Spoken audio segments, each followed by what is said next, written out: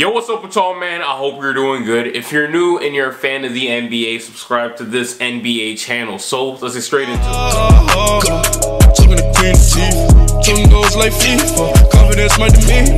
Today's vid is a little different because I'm doing a collab with my boy Bogart. And right after this video ends, y'all gotta go check out my guy and subscribe to his channel. This is the second NBA channel that Bogart made. He had a really unfortunate situation that happened to his main channel a few months ago that had a couple thousand subscribers. And now recently he just started over. And currently, as in the making of this video in his new channel, he has about 520 subscribers. So we need to run those numbers up after this video. Now, if you're wondering why I'm doing this, it's because back when I had 500 to 600 subscribers on YouTube, Bogart was one of the few people that showed relentless support, and he gave my channel multiple shoutouts. And he's been here from the start, and he's a real one just like y'all. So after this video, go ahead and subscribe to his channel. So let's get straight into the video. What's good, guys? It's Bogart. If you're new to the channel and you enjoy NBA content, make sure you subscribe and subscribe to Mojo as well. And today we are going to be talking about the beginning of Trey Burke's uprising.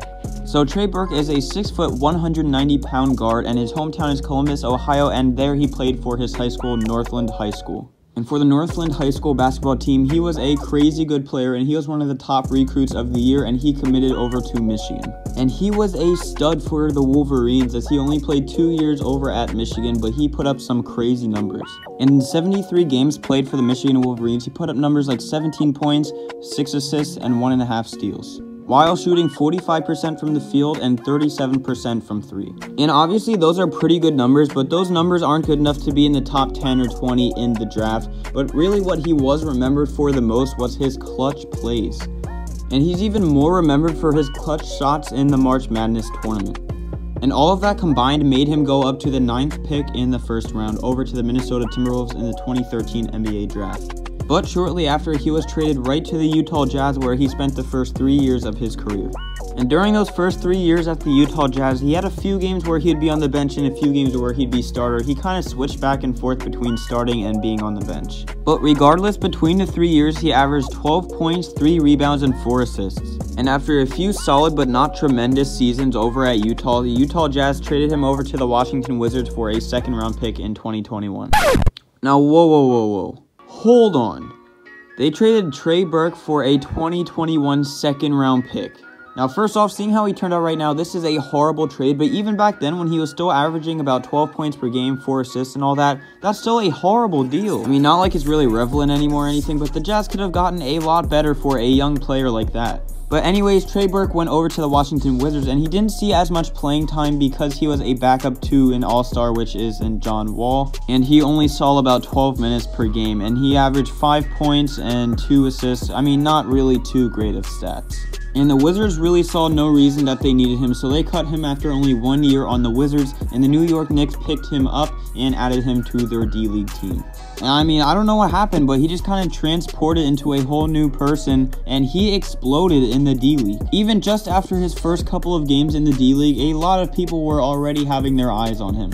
And it only took him 26 games down in the D-League to prove himself and make it up to the big leagues, but in those 26 games, he averaged 26 points, 5 assists, 3 rebounds, and 2 steals. But guys, that's it for my part of the video. Mojo's going to tell you about the rest of his amazing story. Make sure you leave a like on Mojo's video. Check out my channel if you like my content, and I will see you guys later. Like I said earlier, my guy, go ahead and subscribe to Bogart's channel after this video. Okay, so let's talk about that boy Trey Burke. He's been snapping recently and has been really productive on the basketball court. But before we talk about his on-court performances, I gotta say it and I gotta get this off of my chest.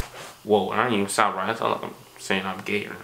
Never mind. I was trying to say that this dude, Trey Burke, looks just like Allen Iverson. Just look at him. They got tattoos in the same area. They're both light-skinned and they stand at about 6 foot tall. They got the headband with the braids, and they even have a similar jump shot and crossover. Like, what's up, Trey? There is something that we don't know about. It's like as soon as he put on them braids and put on the headband, he started going crazy on the basketball court. Alright, so Trey has had a great season with the Knicks so far. He's averaging 12 points along with 4 assists per game, shooting 52% from the field and 38% from 3. Trey's actually been an efficient scorer this this year, and that was the biggest knock on him earlier into his career. Alright, so as you all know, the 25-year-old point guard has had a rough road leading up to this point in the NBA, and he's stepped up a big time, especially in these last 5 games that he's played. He's been averaging 22.6 assists while shooting 36% from 3 and 53% from the field. It's pretty clear that Trey Burke is the best point guard on that Knicks roster, and he got all the opportunity in the world to showcase his talents on this team. Because if we take a look at the rest of these PGs on this team, Emmanuel Mudiay, he's